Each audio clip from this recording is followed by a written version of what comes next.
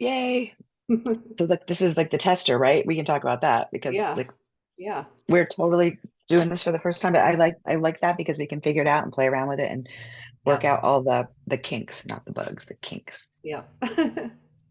So I was like, as I was just telling you before we started recording, I want to mix this with like what presenting concerns anyone might have that weaves into their storyline, what they tell themselves, what their narrative is. And then by looking at the blueprint, we can then reframe the story and rewrite it and change that life sentence, so to speak. Yeah. So we're not trapped in it. Yep. Uh, Okay. Yeah. So what would you say? So my big thing throughout my whole life has been communication. Um, I mean, it's been a tough one to like really evolve and kind of put myself out there and start to use my voice.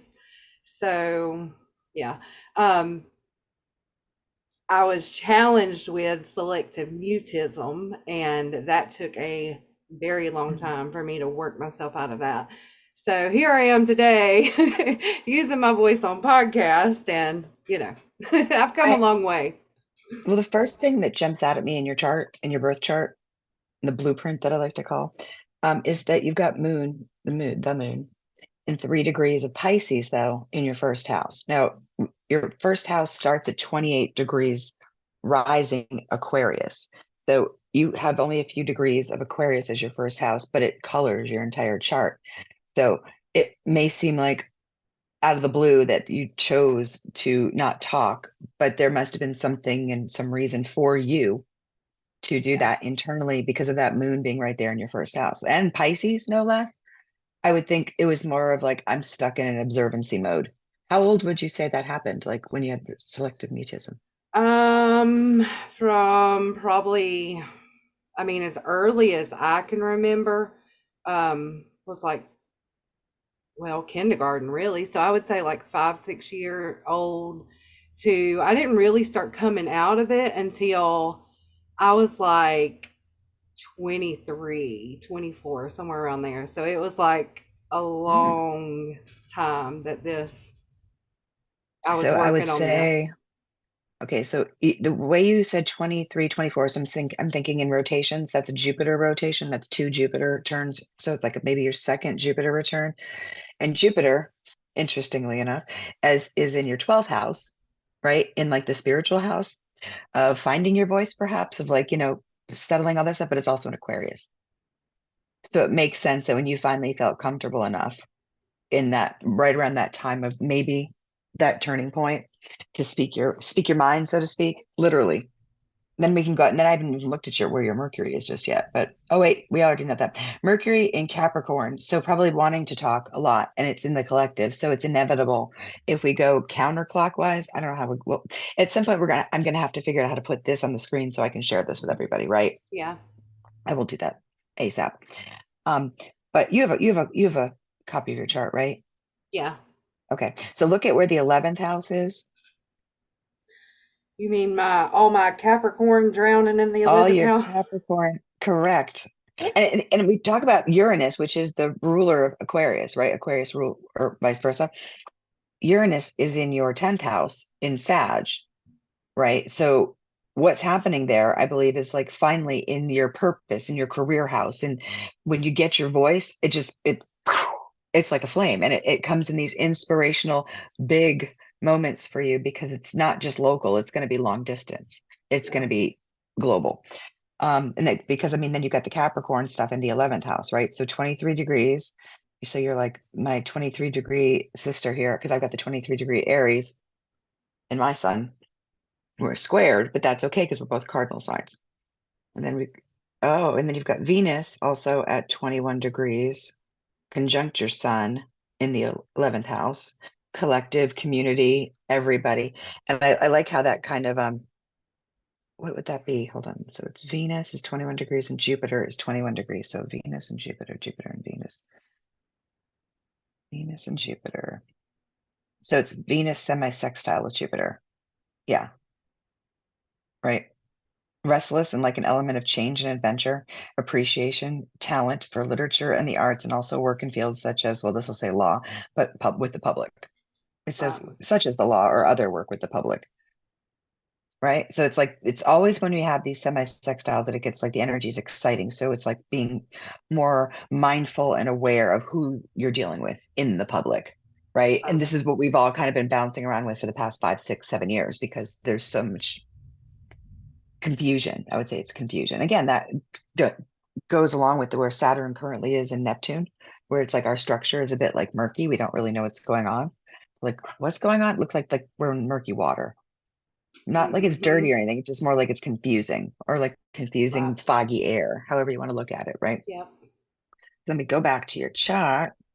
And so with Mercury in Capricorn, right there, like 7 degrees, really near the Neptune we were just talking about being Mercury, it makes sense that you would keep it quiet to me and not speak out in the public until you felt confident enough Right. after a couple of, big turns around the earth in that Yep. Jupiter. Yeah, and ever since then it's like you don't stop. Like and you're like go, go, go for who you love because you do that in the collective. That's your rising.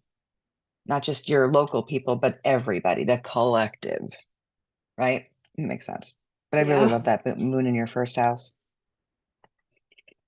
And I don't, I've got to figure out more about this part of fortune, right? Because it doesn't necessarily denote much in the charts that this little program that I've got here. However, the part of fortune in your chart is also in Aries, so it's moving into your second house. So right now we're in that Aries North node.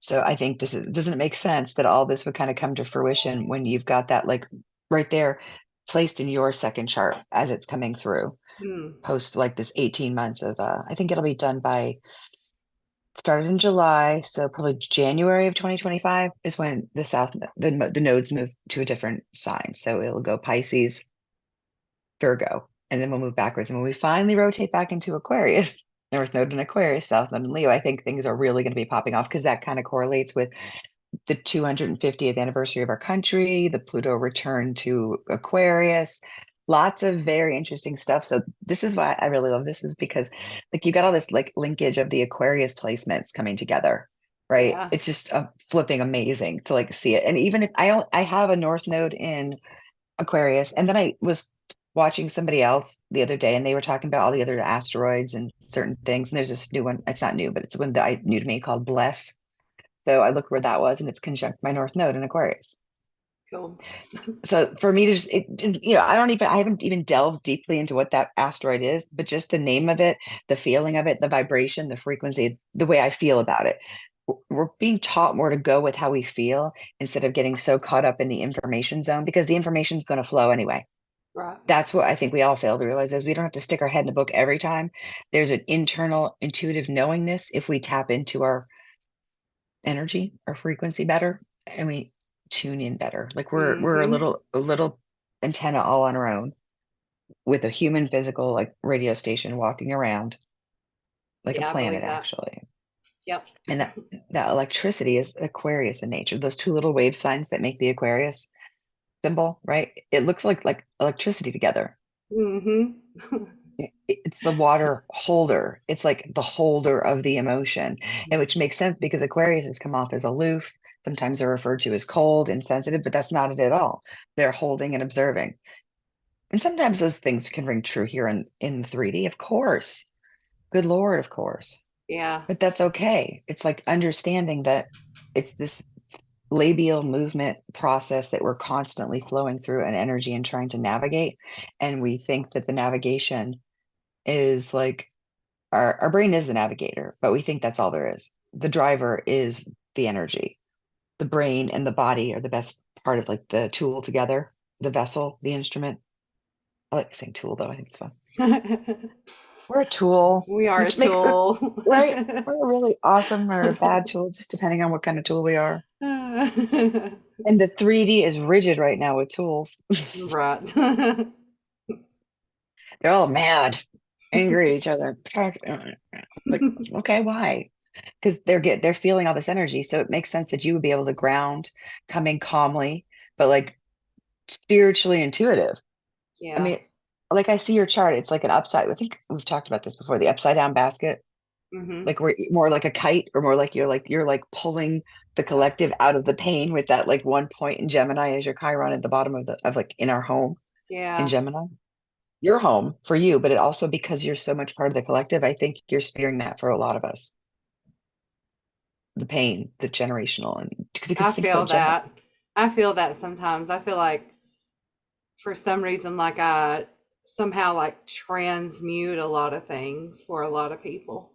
The pain, the sorrow, just really heavy, heavy stuff. Well, you hold Pluto conjunct we talk your South Node Yeah. in the eighth house.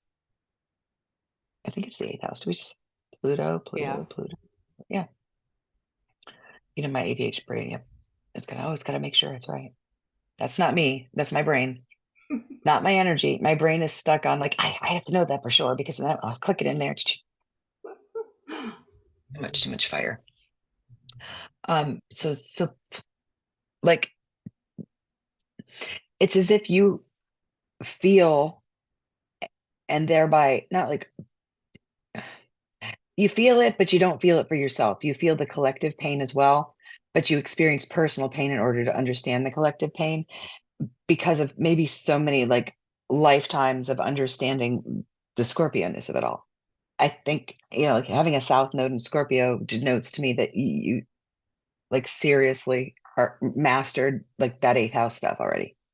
All of it, wherever it was, and in whatever dimensions it could still be going on, and that you're helping ground that here, or at least hold part of it. So a lot of the collective can heal at home, like heal here at home, whatever that means at home. Yeah. I think the earth home, like our physical earth home. I don't know why Gemini, but I think it's just because I see it in the fourth house. And 9 degrees is awareness. At least in the invisible garment work, it's awareness. So that's just holding awareness in Chiron. And I know that if I were to even say that, like even saying it, we don't look at Chiron in the invisible garment. No, we don't. But I would say 9 degrees. And the Sabian symbols would say another thing for the 9 degrees of Gemini. And there's so many different avenues that we can look at this. But I'm just looking at it and intuitively thinking, yeah, you're literally going to hold down the pain by like doing it like this really elegantly. Cause like that's just what Capricorns do and Aquariuses do. And Saturn is the ruler for those, right? I mean, traditionally before they found Uranus, Saturn ruled Aquarius, or vice versa. I always say it's like, what I'm talking about. Yeah. Does it Saturn rules Aquarius. So the structure is changing and you know it and you felt it. You've Mm-hmm. been there before and you're here for it. Yep. Here's Baki. Here's Baki now. That would make so much sense. So Gemini being the ninth degree and it being awareness in my fourth house, like so much sense. Oh, yeah. Well, talk about that. Tell me what so much sense. Expand on that. Well, I mean, like, because the fourth house feels like not only the earthly home, but like home in itself. Like generational patterns come to mind for me as well. So, like, me being aware of things that just aren't right that we at one point just went along with, it becomes normal, you know what I'm saying? And then you got the context of like breaking generational patterns, being aware and wanting better for, yourself and generations, after you, your kids, your kids' kids, So yeah, it makes total sense for that And Gemini, awareness to be, yeah, the the duality Gemini. of that. Yeah, yeah, The two heads of absolutely. the same coin. Yep. Exploring that like we're not divided. And also a lot of that I've worked on through the years, like, I do use that pain and the things that I went through and kind of turned it into this power to help other people, to help the collective in a sense. To I keep hearing the word transmute, to transmute that for themselves. So yeah, and I love how you painted that visual of like the kite, because now I can see myself literally standing like very solid in the fourth house, just holding up all of this energy in the 11th. And I it love that. and it note that there's these It's like, okay, 1, 2, 5 conjunctions directly to Chiron, and everything else is just within itself. Like you can see that. Oh wait, hold it here. Hold it here. Can you see it now? You got to go up a little bit. Oh, hold on. Let me put myself in the frame so I can see it. Oh, there we go.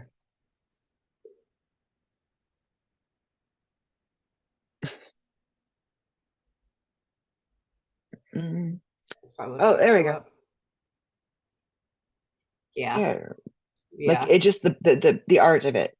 Like it's Yep. all very like contained at the top, contained in the trines, the tight trines that it's got. And there's this one other one over here. It's a node, or is that no? It's Pluto too, I believe. It's either the moon or your rising. Hold on, Pluto. Probably a long-term aspect, right? Rising.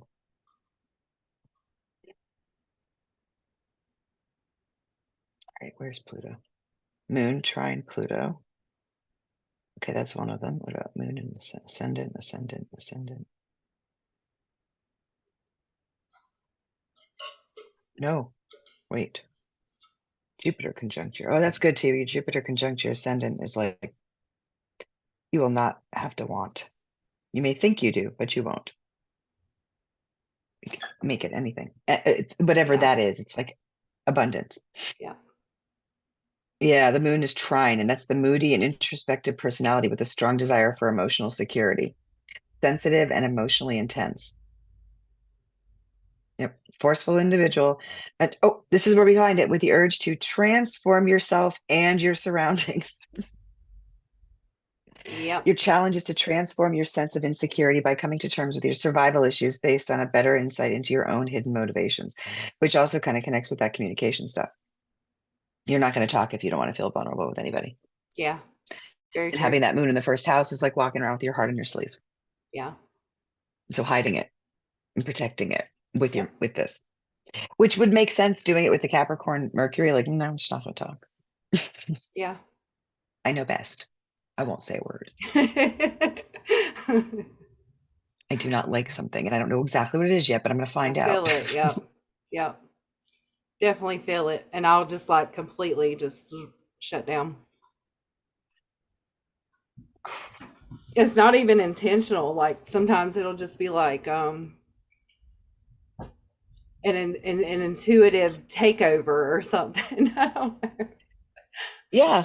Well, and if you give yourself time frames, like to just sit and be, like I'm sure you do, Oh yes. right? I have That's to. your intuition loves it because it's like it's you giving it a platform Yep. to like just take over. It's like to be the human being instead of a human doing. Yep. And then the intuition brings about the human doingness. Yep. Sometimes I feel repetitive, but it is what the message is. The message is we're overextending our energy in the wrong directions in general as a population. And I think collectively speaking, you're coming in here to show them I could be a Capricorn in the 11th house and show you exactly how to do it brilliantly without overextending your energy. Just doing it perfect. Like I wouldn't say perfect. There's no word. I don't like the word perfect, but beautifully, just to show that modeling of like, look what can be done. Look how we can. Yes, we can. Like that. Yes, we can. Yeah. That lady with Yeah. her oomph. It's funny you even did that. There's this group of people I used to work with. They used to call me the what was her name? Rosie the Riveter. You know the Yes. Yes. like that's Well, my that's my whole I thing. Like, yeah, we can do yeah. this. It's ironic because just in June when I was there, like on, I think it was on 9th, 10th, 11th, right around there, 9th, 10th, 11th of June, I went over to where the Constitution is with a friend of mine, and we took a picture in front of the Rosie the Riveter, against one of the buildings there. Mhm. I'm like, yeah, we can. Yeah, we can. That's exactly it. Like, this is the energy that's moving in. And that was pre-moving Aries into the North Node, just before it. And so much is changing, and you can kind of feel it. And there's like this bittersweetness to letting go of things, right? We're all letting go of something. Something is being moved around. some way, shape, or form in our lives. And it's okay. It's just, we're all still here. We're all still energy. We just transmute. So it's something special to that. Yeah. Very, very special. Yeah. Yes. So what other thoughts do you have about your blueprint? What have you discovered on your own about that matches your story? Well, I mean, a lot.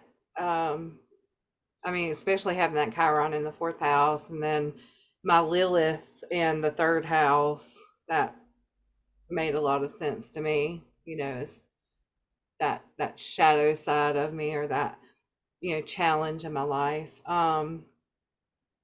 That kind of What hampers the else? communication. Yeah. Yep. Yeah, that's not on this little, see, this is where I'm gonna have to get a new program. Yeah. Yeah. Which one do you use? Astro, um, .com or no, it's Cafe Astro. Astrology? I don't like Cafe Astrology for some reason. I don't know if it's because of their website setup or what it is. I don't know. It's very hard to navigate. Yeah, it is. Um, Astro Astro, Dentist. yes, that's I want to it. say Yeah, dentist, but I don't think I know it's what you're talking. dentist. I know what you're talking about. I think it's like I think I actually have that website up. Yes, I like right now that I do. one. It is astro.com, but I think the website's called Astro. It says Astro DN Dienst. Yes. Astro Dienst. Dienst. Yeah. Oh, this is my chart up here. Oh yeah, this is that's the website I used to pick up the bless on my chart. Yeah. Let me go through I love your. that one because you can look at like progressions and everything on there. You can put in whatever Yeah. asteroids you want to look at. It's And I very think extensive.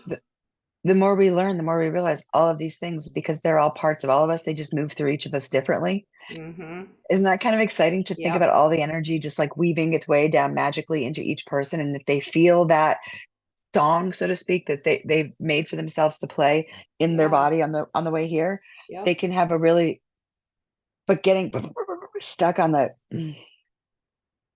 experiential stuff here.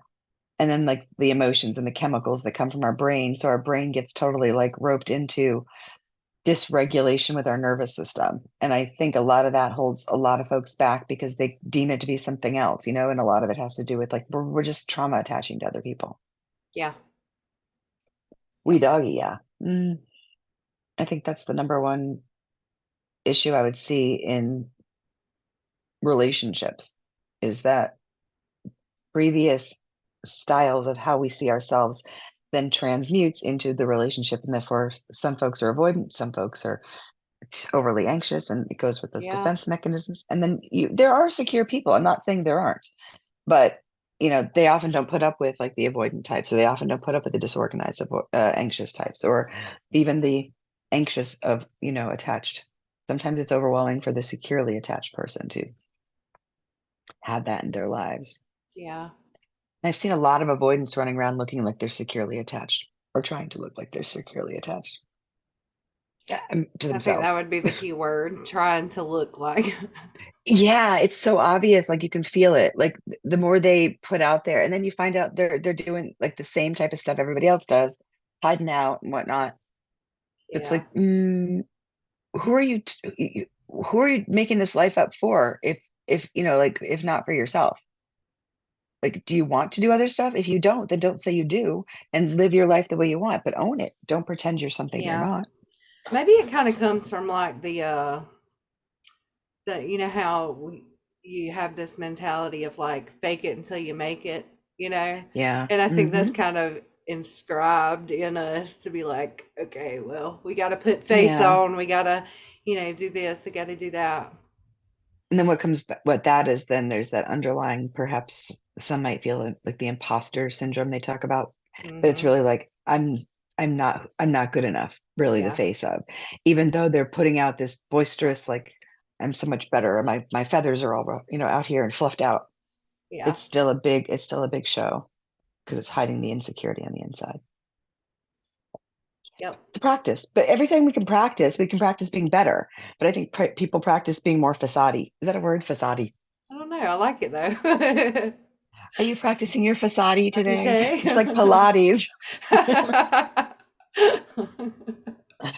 Uh, well, I mean, I understand that. It's not like I'm not, because I've done that in the past. And now I'm just like, Yeah. you know, it's okay. Just it's the free to be you and me stuff from the 70s.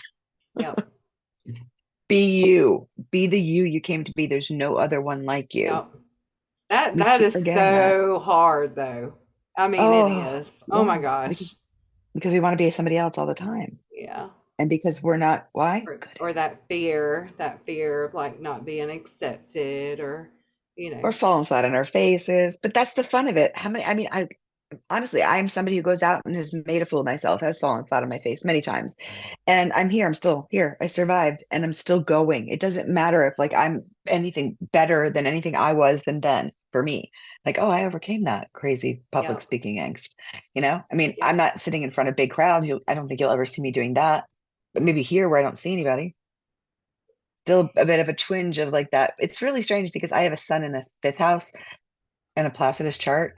So you'd think I'd be more like, hey, let me show off and do stuff. But I think there's Aw. other stuff impacting that fear. So I don't know why Zoom has never, ever, ever done this to me, but now it's starting to pop up and say my meeting will end in 10 minutes. Oh my gosh. So it's never, ever done that before. Maybe it's a But new thing. And maybe I maybe, can, I'm going to look into the other one I use it on and see. I know that, like I told you, there's no way to record, but maybe I can like talk to them and see if I can have a separate side, like yeah, account or something where I would be able to record because it does run on the Zoom platform. I run the same thing, but the record button generally just isn't there, weirdly enough. that's so weird because we were talking about it the other day, and then I was talking to Sheila about it too, and I was like, I got the free version, but I have never been dumped out of Zoom. Like I've done 4 hour sessions before, and it's There never done must be this. some sort of change in the regulatory, like Yeah, terms and conditions or something. We just didn't that's see how silly. this works. Welcome to their internet. That's I okay. We should know. open. Is there supposed to be like another side hustle internet running at some point? Mm, Where does the internet such an run? odd. Under the ocean on big cables? Maybe That's a little crazy. bit, a little bit. No, but this has been fun. I'm very excited. Yes, yes. I'm We're gonna do it excited again though. to, We're gonna expand it every time we get new information. We can bump in with like anything that comes up. We call it like astro stories, yeah, astrotherapy that'd be stories. I cool. don't know. It's That'd be all good. cool. I like astrotherapy stories. Yeah, that'd be really good. Right. Well, This I is very enjoyed this, exciting. and I am excited to see what, you know, to catch your other Excellent. shows and see what you bring forward with this. I'm very excited, y'all. Well, before it dumps us out, I guess we shall say our goodbyes. Yes. Goodbye and come back soon. Come tell Yes, us your story. yes, yes. All right. Thank y'all. Know your time of date, your birth date. What was it? Your time, your date, and place of birth was super Yes, helpful. yes. Oh, But do you want to, I know when I've been posted about your show, I'm using the Umbrella's email. Let me get my words together. So I've been using knewlightstreaminglove at okay, that's gmail.com. So if yeah. anybody wants to participate and tell your story to Lori, then reach out to us and I'll get the information to her. Yes, yes. Come talk to me. Yes. I obviously love to chit chat, learn about yourself and how you connect with all of us. Yes. All Thanks so much, right. Chris. Thank you. Bye. Bye.